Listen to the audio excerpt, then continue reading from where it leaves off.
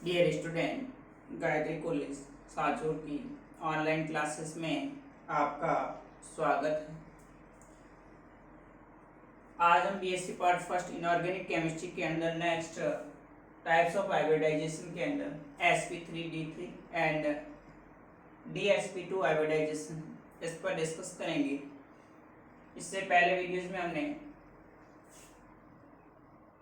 sp3d और sp3d2 hybridisation पर discuss किया था। तो देखिए नेक्स्ट sp3d3 हाइब्रिडाइजेशन क्या होता है। तो sp3d3 हाइब्रिडाइजेशन के अंदर एक s ऑर्बिटल, 3 p ऑर्बिटल और 3 d ऑर्बिटल आपस में इंटरमिक्स होकर एनर्जी ट्रांसफर कर same shape and same energy युक्त टोटल 7 हाइब्रिड ऑर्बिटल का निर्माण करते हैं। इन ऑर्बिटल को हम sp3d3 हाइब्रिड ऑर्बिटल तथा ये फिनोमेनॉन sp3d3 हाइब्रिडाइजेशन कहलाता है।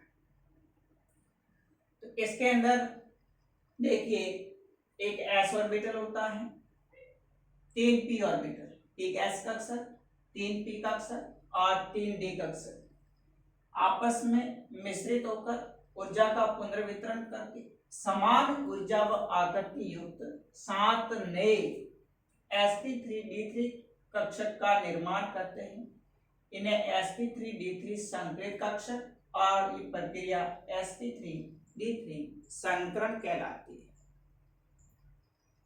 अब यहाँ पर s में एक ही ऑर्बिटल्स है, p के अंदर 3 px py pz और d के अंदर 5 ऑर्बिटल्स होते हैं। उन 5 में से d के 3 कौन कौन से dxy dxz और dyz, ये और 3 ऑर्बिटल्स इस हाइब्रिडाइजेशन के अंदर भाग लेते हैं। अब यहाँ इसकी ज्यामिति जो होती है, ये सातों हाइब्रिड ऑर्बिटल आपस में मिलकर एक ज्यामिति, एक शेप का फॉर्मेशन करेंगे। वो है पंचभुजीय द्विपिरामिड, पेंटागोनल बाइपिरामिड। पेंटागोनल बाइपिरामिडल शेप का फॉर्मेशन होता है, जिनके अंदर दो अलग अलग बॉन्ड एंगल, एक 72 डिग्री का और एक 90 डिग्री का होता है। इसमें यहाँ पर जैसे IF7 जो मॉलिक्यूल है उसके अंदर जो प्रत्येक 5 जो फ्लोरीन एटम है वो आपस में 72 डिग्री का एंगल बनाते हैं, और ये जो इसके परपेंडिकुलर दो फ्लोरीन एटम है वो इनके साथ में 90 डिग्री का एंगल। तो यहाँ पर 5 बॉन्ड एंगल है वो 72 डिग्री का और 2 बॉन्ड एंगल से वो 90 डिग्री का। इसके अलावा एक बॉन्ड एंगल और होता है जो फ्लोरीन, आयोडीन और फ्लोरीन के बीच में वो 180 डिग्री का भी होता है। तो इस प्रकार से sp3 हाइब्रिडाइजेशन के अंदर जो इसकी ज्यामिति होती है वो पंचभुजीय द्विपिरामिड, पेंटागोनल बाइपिरामिडल, और बॉन्ड एंगल इसके अंदर 72 एंड 90 डिग्री का होता है। एग्जांपल देखिए IF7 HCF6, ये जो मॉलिक्यूल्स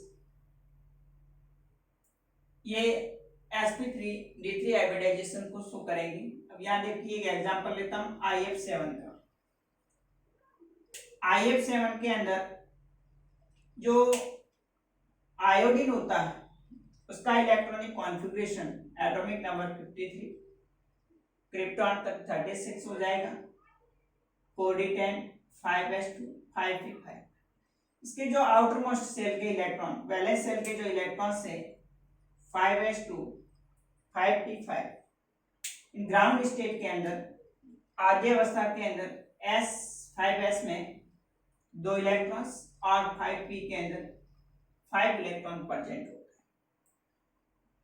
है। एक्साइटेड स्टेट के अंदर s में से एक इलेक्ट्रॉन एक्साइटेड होकर के 5d ऑर्बिटल के अंदर 1 एक्साइटेड स्टेट, फिर सेकंड एक्साइटेड स्टेट के अंदर 5p में से 1 इलेक्ट्रॉन एक्साइटेड होकर के 5d में, और थर्ड एक्साइटेड स्टेट के अंदर फिर 5p से वापस जो पेड इलेक्ट्रॉन है वो एक्साइटेड होकर के 5d के अंदर चला जाता है। इस प्रकार से आप देख रहे हैं कि सभी ऑर्बिटल्स के अंदर एक एक इलेक्ट्रॉन प्रेजेंट। अब ये आयोडीन के साथ में 7 फ्लोरीन एटम्स जो कि प्रत्येक अपना एक एक इलेक्ट्रॉन लेकर के 7 सिग्मा बॉन्ड का फॉर्मेशन करेंगे। तो यहाँ आप देख रहे हैं कि आयोडाइजेशन के अंदर एक s ऑर्बिटल, 3 p ऑर्बिटल और 3 d ऑर्बिटल भाग ले रहे हैं। तो इस प्रकार इसका जो आयोडाइजेशन है वो sp3d3 होता है। और sp3d3 में ज्यामिति इसकी पेंटागोनल बाइपिरामिडल, पेंटागोनल रिंग है और उसके एक फ्लोरीन ऊपर की तरफ एक नीचे। तो इस प्रकार से एक पिरामिड इसके अंदर ऊपर बनता है, एक पिरामिड इसकी नीचे की तरफ बनेगा। तो इसकी जो ज्यामिति हो जाएगी वो पेंटागोनल बाइपिरामिडल और इनके बीच जो बॉन्ड एंगल है 5 फ्लोरीन और आयोडीन एटम के बीच में जो बॉन्ड एंगल होगा वो 72 डिग्री का, और 2 फ्लोरीन के बीच में जो बॉन्ड एंगल होगा वो कितना होगा 90 डिग्री का बनेगा। तो इस प्रकार से sp3d3 हाइब्रिडाइजेशन के अंदर IF7 जो इसका एग्जांपल इसको लेकर के हम बता सकते हैं कि किस तरह से sp3d3 हाइब्रिडाइजेशन मॉलिक्यूल है वो प्रेजेंट करता है। अब हम नेक्स्ट बात करते हैं dsp2 हाइब्रिडाइजेशन की। तो dsp2 हाइब्रिडाइजेशन में ज्यादातर कॉम्प्लेक्स कंपाउंड जो संकुली यौगिक होते हैं उसके द्वारा रिप्रेजेंट किया जाता है। इसमें जो इंटरनल d ऑर्बिटल्स होता है वो हाइब्रिडाइजेशन में भाग लेता है, एक इंटरनल d ऑर्बिटल्स।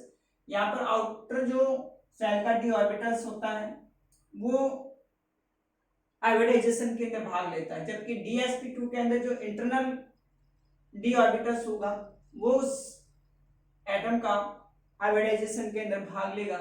तो ऐसे जो कंपाउंड कॉम्प्लेक्स कंपाउंड होते हैं वो dsp2 हाइब्रिडाइजेशन को शो करेंगे। तो देखिए इसकी डेफिनेशन एग्जांपल जिससे हम dsp2 हाइब्रिडाइजेशन निकालेंगे।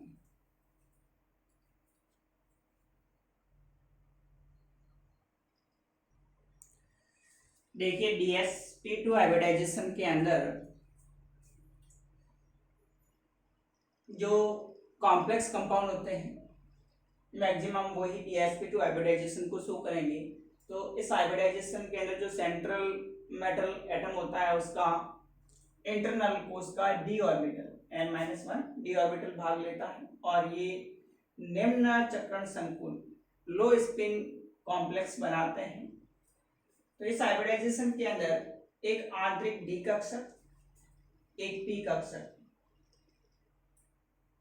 सॉरी एक s कक्षक,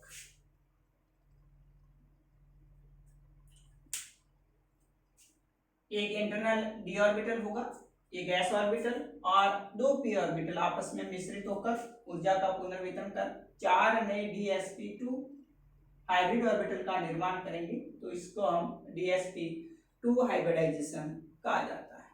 तो dsp2 हाइब्रिडाइजेशन के अंदर जो ज्यामिति होती है वो समतलीय वर्गाकार स्क्वायर प्लेनर होती है और बॉन्ड एंगल इसका कितना होता है 90 डिग्री होता है।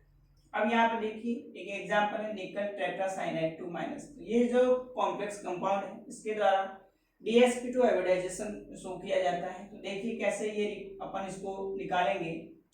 तो निकल जो होता है इसका एटॉमिक नंबर 28, आर्गन तक 18, 3d8 4s2 हो जाएगा। अब ये निकल +2 ऑक्सीडेशन स्टेट के अंदर 4s में से 2 इलेक्ट्रॉन निकाल कर Ni+2 ऑक्सीडेशन स्टेट के अंदर इसका इलेक्ट्रॉनिक कॉन्फ़िगरेशन 3d8 4s 0 हो जाता है। तो अब यहाँ देखिए निकल के अंदर ग्राउंड स्टेट में नॉर्मली जो निकल है उसके अंदर d में 8 इलेक्ट्रॉन, s में 4s के अंदर 2 इलेक्ट्रॉन और 4p है 0। अब निकल 2+ से बाइंड बनता है तो ये क्या करता है इस s ऑर्बिटल में से 2 इलेक्ट्रॉन है वो रिमूव कर देता है, निकाल देता है।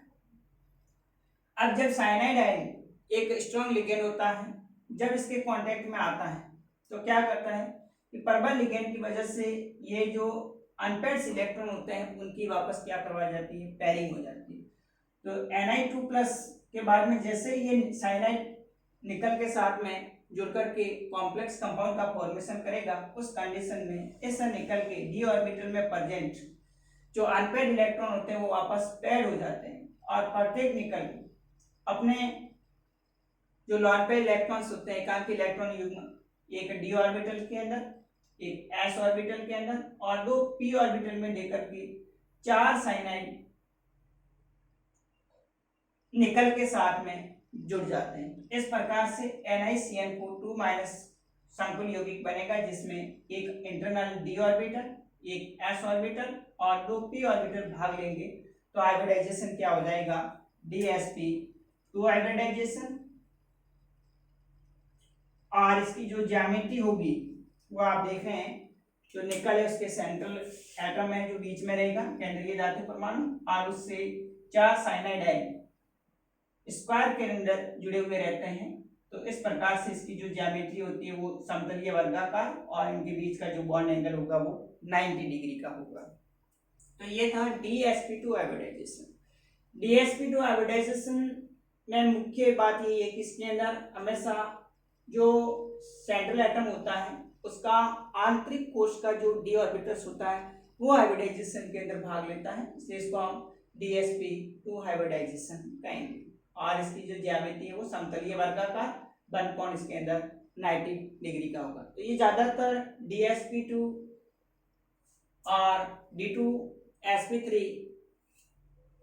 जो हाइब्रिडाइजेशन है वो कॉम्प्लेक्स कंपाउंड होते हैं, जो संकुल यौगिक होते हैं, उनके द्वारा ही दर्शाया जाता है। अब हम नेक्स्ट अगले वीडियोस में जो D2sp3 हाइब्रिडाइजेशन और DsP3 जो हाइब्रिडाइजेशन है इस पर डिस्कस करेंगे। तो अब आपके जो सिलेबस के अंदर है उसमें सिर्फ 2 ही हाइब्रिडाइजेशन के टाइप्स बचे हैं, एक तो DsP3 हाइब्रिडाइजेशन और दूसरा D2sp3 हाइब्रिडाइजेशन। तो ये हम नेक्स्ट अगले वीडियोस में इसको डिस्कस करेंगे। आज के लिए इतना ही। Okay, thank you.